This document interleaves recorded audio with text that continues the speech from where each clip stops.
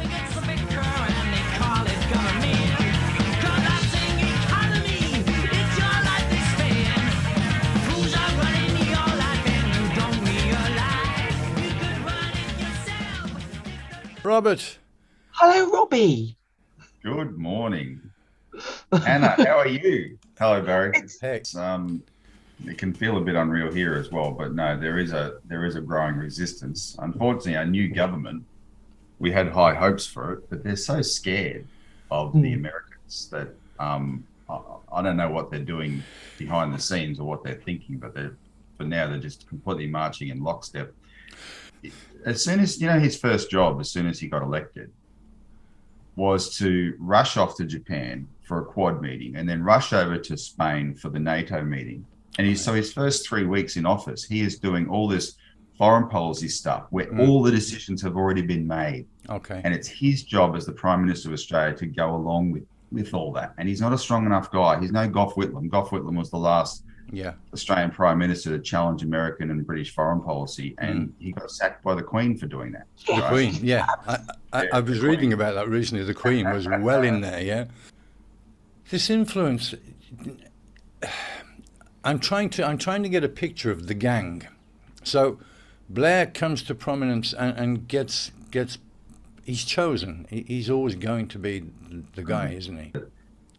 There's an Anglo-American establishment, right, which exists to serve one thing: maintaining the unipolar world order. Sorry. Look at the outcomes. There's not different tactics maybe, but look at the outcomes. It all boils down to the same thing, yeah. Well, just to finish that point, this Murdoch is a very, very effective at what he does, but it's a long unbroken continuum that he's part of. He's just very. This to me, you've nutshelled that very succinctly and perfectly in my mind is that Murdoch is not a scoundrel who just appeared and then just happened to end up controlling half of the world's media. He's the latest in a succession of these people. Of course, and if you ever look at his corporate structure, he has a majority holding of a minority holding of a minority holding of a minority holding of a minority holding, to control the whole of News Corp around the world, right? Right. Okay. And so he exists at the pleasure of his creditors. Okay. Why don't they ever pull the plug? Why don't they ever pull there's a lot of financial power that could bring Murdoch to his knees. Okay. If he wasn't serving their interests. Mm-hmm. Why don't they ever pull the plug? Right. His relationship, one of the more, just in his small example, he had this relationship with one of the Saudi princes. Okay. Tel Walid or something, the richest man in Saudi Arabia, who was named in a lot of the investigations around the relationship between the Saudis and 9/11. Okay. This, given Murdoch's Islamophobia and all those sort of things that his media did in the war on terror, etc., this is he could have had a field day with this. Yeah. But his media is promoting all sorts of stuff in relation to Islamophobia. Right. But he gets away with these kind of deep business ties. And it's just, I just see him as a tool of the establishment, 100%. Right, and you mentioned propaganda when, as you said, when propaganda was still an acceptable term, and of course this all harks back to Freud's nephew, Bernays, and the father of PR, who told American women, "You can all smoke; it's very fashionable, darlings," and also the Guatemala, one of the first coups. Well, the first recorded coups and accepted as such, the Guatemala United Fruit Company thing. And they employed Bernays to do this in the same way that they are now employing people like Murdoch to do exactly the same thing. And the big one, of course, was the, in my view, what I regard as the war crime of the 21st century. The Iraq War could never have happened without the Murdoch press. Right. It just would. It felt like the things that the Murdoch press had to do to help orchestrate that war and attack brutally attack anyone who opposed it.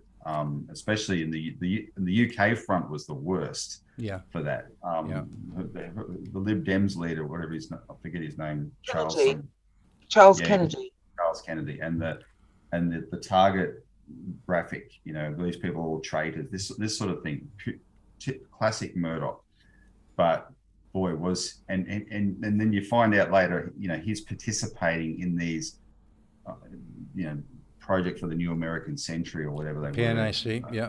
Meetings in the lead up to 9/11 that was planning all, you know, it's just extraordinary. And then that's when you see it at its worst. That's a bunch of jots. It's not working. It's still not.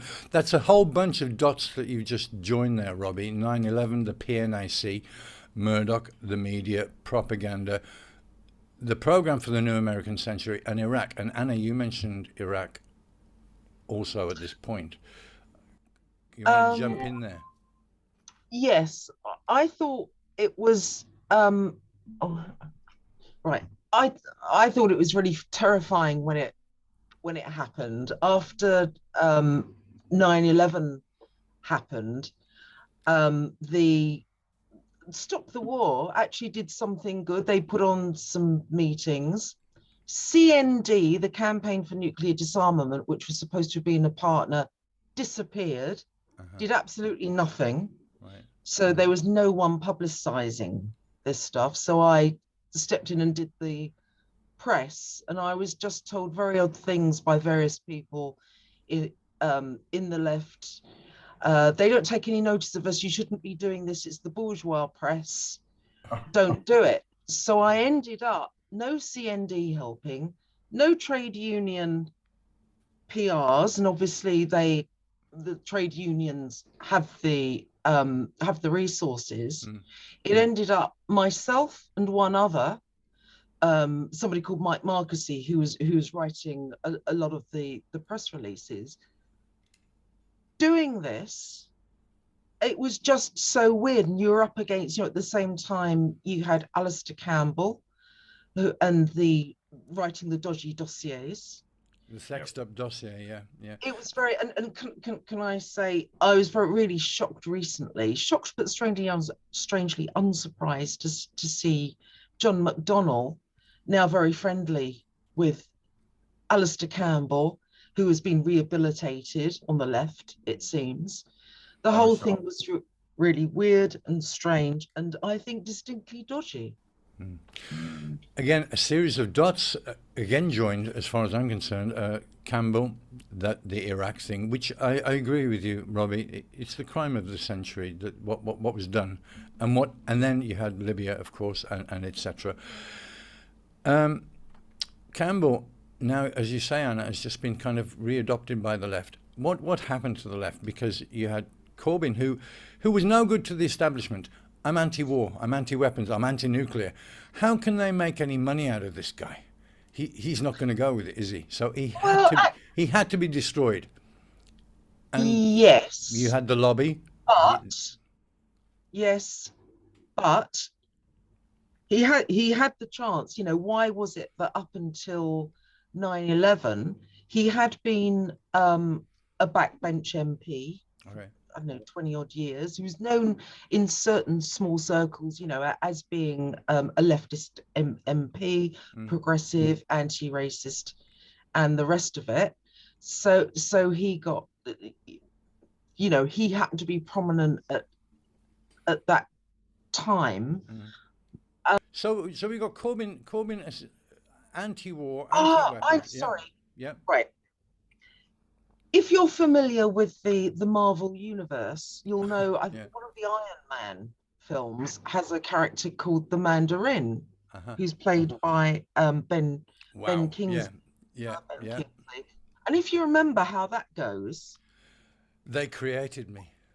What the twist is in the end? Oh, I'm just Tony from the East End. You know, in fact, Jeremy's from quite a posh background. I'm reminded of him. I'm reminded of El Cid. At the end of the movie, the corpse is lashed to the horse, and they slap the horse and they send the horse into battle so that the troops think that they have El Cid at the head of the of their attack on the evil Mahdi. So I am skeptical because of what I've seen. Okay. I think he's never going to have power now, so he can say whatever he wants. The meaningful thing to me about Corbyn is actually what his followers, what his admirers are projecting onto him, because that's what's important, because they need hope, they need a figure. Yeah. So I'm sort of, well, I won't say happy, but I'm content to just let this one ride out because people need something. But given what happened before, what I saw, the way it all panned out, I just have my doubts. And like I've said before, wheels within wheels. I think, he's probably very sincere, but there are certain things I've observed. Robbie, I'll send you the link to what I've written about this period. So my fear, my great upset, is I feel the British working and middle classes, the proletariat, have nobody defending them. Look at this on China. Who's been saying anything about it? Now you can say, okay, but he's been, had the whip taken away from him and that, but he could say something. In Australia, you have prominent figures who are fighting this corner. And, I'm afraid he's done other things, like on the very day that the Chinese in Britain had a protest against the border control, having fishing raids into the Chinese community to try and find illegal immigrants. He was starting his campaign, which was like a British MAGA, which was made in Britain, and he was campaigning against foreign workers. It seemed to me, I mean, maybe someone can put a more subtle, nuanced spin on that, but that seems to me to be the bottom line, and all sorts of things. Robbie, can I say just two things about that? on. I think the first is what you're illustrating for me, Anna, is a phenomenon I see a lot, where from a distance a political figure can look exceptionally good, especially when they're seemingly so different to everybody else. Because from a distance means, the other side of the world, from Australia, Jeremy Corbyn has really stood out like a beacon. But of course, the closer you are, you see the flaws and the warts and all, etc. And it's a little bit different. And I understand the skepticism that you're expressing. I think one of the weaknesses that Corbyn does have, and this is a very delicate thing, and then this is where my friendship with Jack James comes into it. What the Anglo-Americans have done, especially the Americans better than anybody, is weaponize human rights. Okay. It's entirely hypocritical, but it's a difficult thing to argue, right? So because they're now concerned about the welfare of Muslims in Xinjiang. And of course, China deals with its issues in its own way, and it's very protective of its sovereignty. And it doesn't care if it decides it's going to control information, it's going to control information. That doesn't mean that they're doing what they're accused of, right? But someone like Corbyn, who's made such an issue of human rights, I know this applies to Russia as well. It's a weakness where they actually are susceptible to the human rights attacks and arguments against China and Russia, right? Because they want to be seen to be, we are the consistent champions of human rights. They should be braver to say, well, hang on, come on, the people saying this are liars. There's human rights and there's human rights, and there's HRW who take a backhander to say whatever they're told to say by Soros. Exactly, but they're actually quite weak on it. And so a party like us we care about human rights as much as anybody, but we're not going to be cowed into accepting human rights fakers. Robbie, claims. why aren't you the Prime Minister of Australia? Oh, well, because I didn't get elected. Short answer. I can't think of anybody better. If the Labor, if the Labor Party, I sometimes tell people, if the Labor Party hadn't lost its way decades ago, I might have been in the Labor Party instead of the Citizens Party. You know, the two major parties. There's very little room for truly independent thinking, right, within those parties. So if you're gonna be a party if you're gonna express what I express, I don't think I'd get away with doing it in the party, and that's why you have your own party, right? But we've been going for a long time. It's just that we have a certain view. It's funny how we came to this China issue. We just think credit where it's due. China deserves a lot of credit for actually the progress it's made. I sometimes joke, you know, if China's so evil that it has to disguise its evil by doing only good things, then at a certain point it must become good, right? This economic development and actually living to poverty, its goal is moderate prosperity. Think about what that means. That's an amazing thing. Instead of we're going to have the world's richest man. No, that's not their goal. Their goal is moderate prosperity for all. Balance. Right? Exactly. And that should be admired. Yeah. And instead it's being demonized. And so when we were happily observing the good that was coming, that was coming out of China and the Chinese were achieving, and then suddenly it's going to be demonized. So then a party like us says, no, we're going to speak out against it. Yeah. Brave of you. Can I'd like to pose a question which I'll let you cogitate on. Given we've talked about the media, propaganda, the control of everything, and how it is one gang, and how Murdoch has been just another in a long succession of these people who are all in the same gang. Given the money's control over social media, Facebook, Twitter, etc.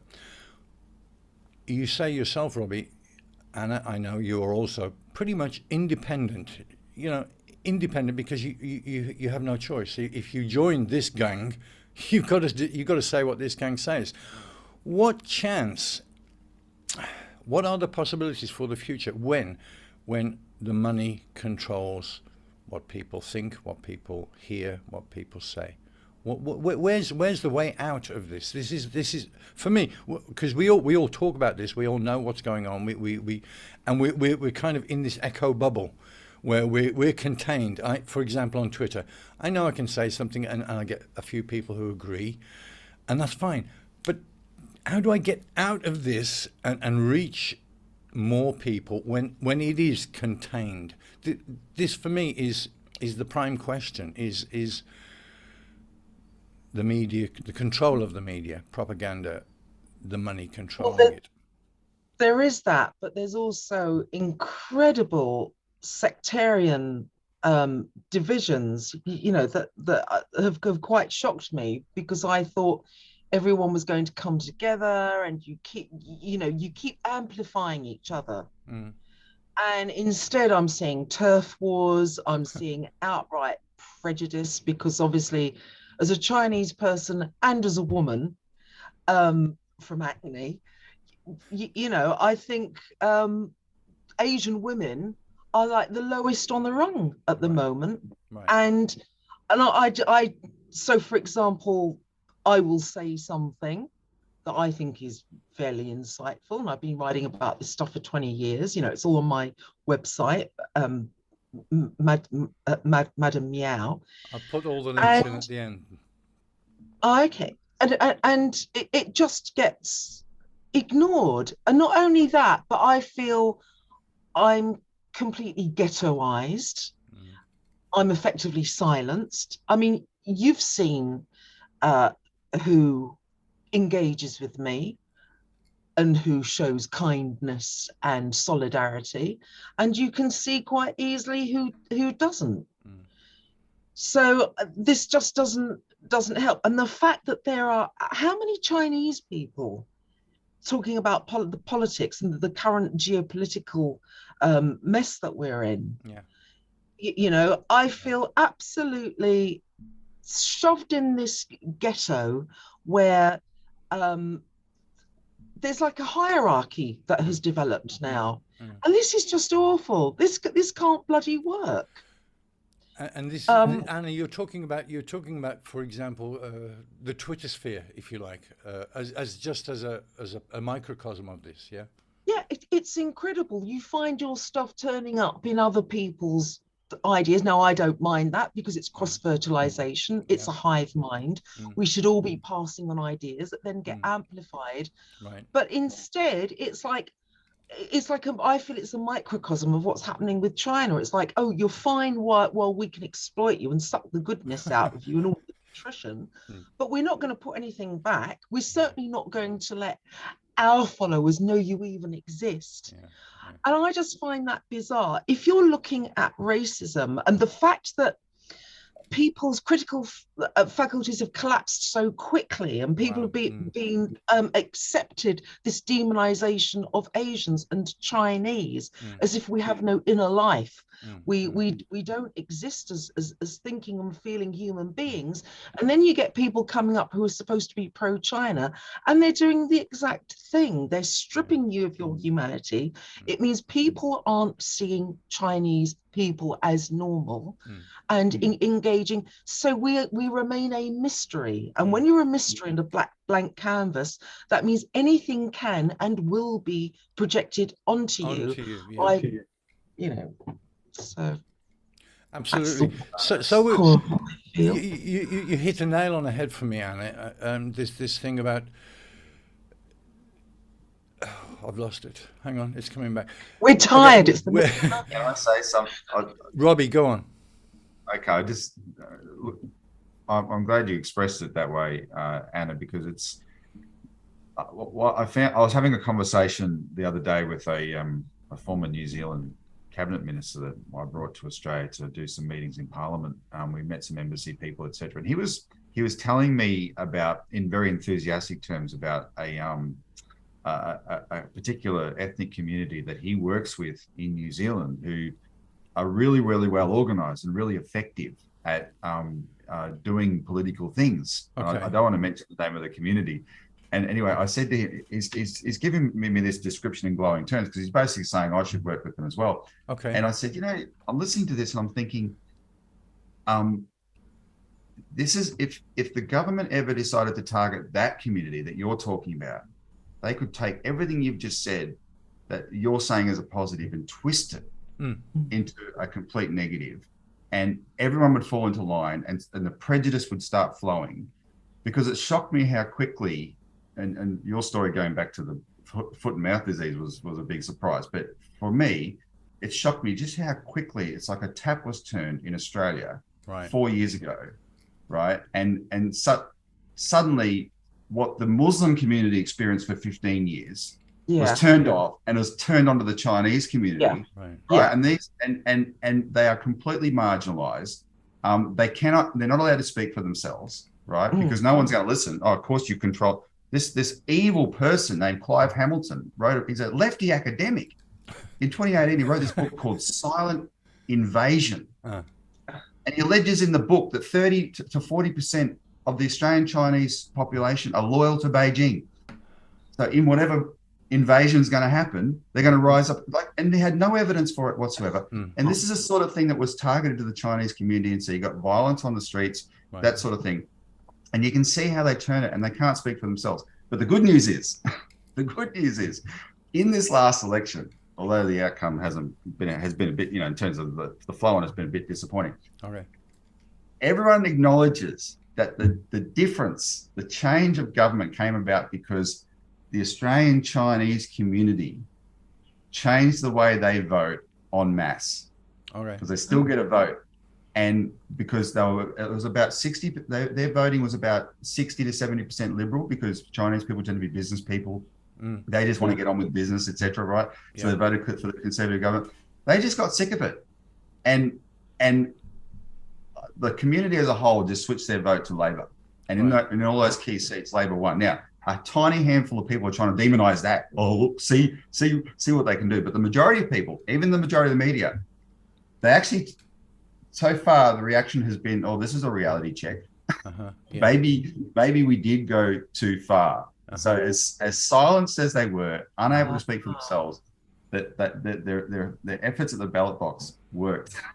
Now I'm hoping we can break open the debate so that there's actually outcomes from that we can force this Labor government to actually deliver things to change the dynamic. But to me, that was a little bit heartening, at least, because I understand the pain otherwise that Anna's expressing.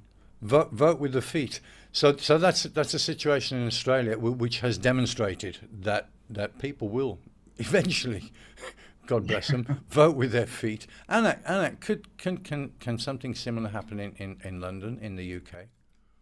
I don't know. The last census, there was something like 400, I think over 400,000 Chinese in Britain, but where are they? You don't see us. We're invisible. There are no newscasters, no politicians. I think there was one Tory politician, and there's a Labour one now, who is, on Hong Kong. You can imagine the stand. So most of the Chinese tended to be Labour voters here. Okay. I think more than Tory. So I think everyone's just been sort of completely flummoxed by this, taken by surprise. It's like there's no logic, is there? It's like, why would you damage your own economy? Because that's very much what this policy is doing, just as it did in Australia. You're destroying your economy, access to those huge production scales that China's capable of. That means we haven't experienced inflation in a generation, and suddenly it's like, oh, inflation's going up. Well, I wonder why that is then.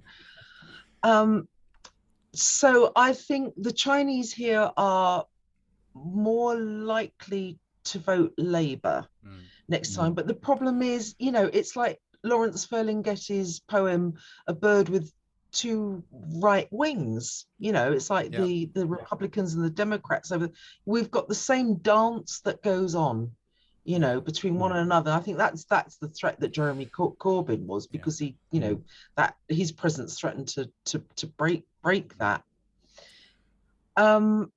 Chinese here, I think, are much quieter than in Australia. We have a lot of people from Hong Kong, obviously, coming over here. So I don't know if that's going to. Our community, you said 400,000. Our community is actually very large by comparison. It's at least 1.5 million in a country of 25 million. Wow. It's the biggest ethnic community in the country, and so that's why they were able to make that difference. I just based on your numbers, I don't think you'd make as much of a difference. Other people have to speak up, see it for what it is, and speak up. And you mentioned Huawei. I think the Huawei, that was also striking to us, the resistance in the UK to going along with the Huawei decision. So whatever, I'm still not clear why, because usually the Brits and the Americans are as one on these things. But so maybe there's something there, that there are people in high places saying, come on. I mean, you did invite Xi Jinping to your country, whatever year that was, to do all those deals, etc. Under Cameron. But did you notice also David Cameron and Osborne, whose legacy was the golden age with China?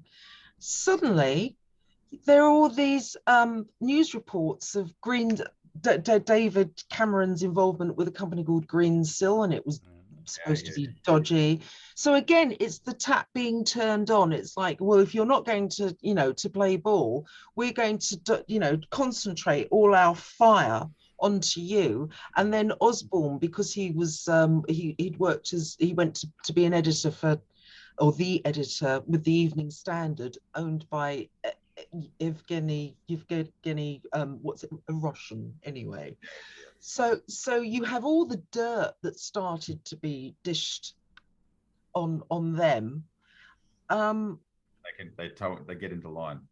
And the same with Boris Johnson. I think on China, he did send warships off the coast of China, but it just felt to me like he was doing the bare minimum to keep America happy. And I assume, this is just my deduction, that he had not been enthusiastic enough, not like some of the others, what we're seeing, like Liz Truss. Oh, she'll love it. And if you look who's behind her as well. But basically, they're being shut up if they don't have this consensus opinion. I think Five Eyes is a very significant operation, and sometimes it has to work hard to bring the politicians into any country in line. But if you look at, say, the way Sir Richard Dearlove has switched to prosecuting the China issue in a massive way, especially all the lab leak bullshit, and if I'm allowed to say that. Yeah. The Five Eyes demonization of China, that's what's driven it in Australia, right? I suspect they might have had to work overtime to get the British politicians into line. Maybe the reason they were reluctant on Huawei is because, hello, Huawei is so damn good and cheap. Why wouldn't you want it in your system, right? And then they're being told not to. So I do think there is that part of the British establishment that's very much in lockstep always, but the politicians have to be brought along. You have one of our concerns is this interparliamentary alliance on China, and there it's led by Ian Duncan Smith. Oh. But the one that blows my mind is Baroness Helena Kennedy. Oh yeah. Who I met with once. This is this human rights mafia rubbish. I'm sick of it. Right. Yeah. She is in bed with, I know the Australian counterparts. They're vicious. Okay. These are arch xenophobes. These are McCarthy. These are straight out of the McCarthy playbook. And I can't believe that woman with that supposed commitment to human rights and all that is happy to be in bed with these people. New Line. New Line. New Line, is it? The outfit where they all had to go at Xinjiang. The fake university. Yeah. Oh yeah. No, it's so the Ian Duncan's that crowd. The other one is the Henry Jackson Society, and that is British. And it blows like this organisation. I mean, my goodness. If anyone eats babies for breakfast, it's that lot. White supremacy. Absolutely. The Henry Jackson Society. People don't. These societies, the Freedom House, the Henry Jackson Society. It's one gang. And then you got the IPAC, and of course you have people like Marco Rubio, who is part of the IPAC. Yeah. And you look at all the bills that are drafted, the human rights bills. His name is on them. He's pushing. But he had no respect. I remember for ages, Rubio was just regarded as a right-wing, little Marco, extremist and not very well respected. And suddenly, these people have whole new careers. It's like they've rebranded themselves as these monsters. Follow the money. Yep. So, back to the, which for me is the $64 million question. Can I say, just to answer that question, I had one other perspective on it. So for us in Australia, I think what's been a bigger reality check than anything is that's got the population more thoughtful is once it was couched in the language of war. Okay. And that's what the shift was in the election. The Liberals were so desperate to get back in, they just started talking about we're preparing for war, and all this xenophobic. Now, when I say xenophobic, there's a general xenophobia in Australia, but in 2016, 2017, 40% of Australians would say they're suspicious of China. They think China is a threat. Now it's 80%, and that's a rapid shift in 4 years, right? And that's been the result of all this propaganda. But those people, they never took the idea of war seriously. And suddenly 2022 comes along, and and our leaders, our defense minister, are talking war. Yeah. And it's like, oh, hang on. Well, hang on. It's one thing to not want China to come in and buy up our assets. Not that China was doing it very much, but that's the sort of thing that's weaponized. Yeah. War? Hang on. What are we talking about war for? Yeah. And that, I'm hoping that we see that play out, where more and more people are willing to say, okay, if war is unthinkable, then let's rethink everything that leads to that. Yeah. Yeah. You know, the road to war is always paved with lies. So that's how I hope we'll get out of the echo chamber. Okay. But there's this, to quote the well-worn phrase, cognitive dissonance, where you're saying, look at what's happening, look at what's about to happen. As one of Anna's phrases, the light at the end of a tunnel is the train coming towards you, and you can hold this up to people. So, can you see? I left the UK in 2014, Ukraine. I saw what was. I thought, that's it for me. Enough. I'm out. And of course, it played out recently. And you can hold these things up, and it's like people, they don't want to see. They refuse to see. One of my big arguments is, look at the development of China, for example, how much they've achieved. It gets done, stuff gets done, happens, the high-speed rail network, just as an example. And then I say, well, okay, imagine what your country could do with all the money that they're ploughing into things that blow up and explode and kill people, if they put that into your country instead of doing this. Do the maths. Of course. Yeah. No, that's the argument. Yeah. But don't you think that they think they're going to have another opium wars? They're going to partition China. Going back to, you know, Churchill wanted this done. They're going to, you know, especially as we now have a change of monarch. It's a new era. There are things that have to be proved. I think striking out and trying to make an identity for themselves, certain parties. So they also think, yes, it costs a lot of money to wage a war, but some people think that this is going to pay off, because they're going to make a fortune once they've carved up China, have got all their assets, you know, they've got their puppet governments in place. I mean, I think it's weird, it's fantasy. But I think America's aim, to me, it all comes down to this. America wants to do to the world what it did to North America and it did to the Native Americans and to Black people in slavery.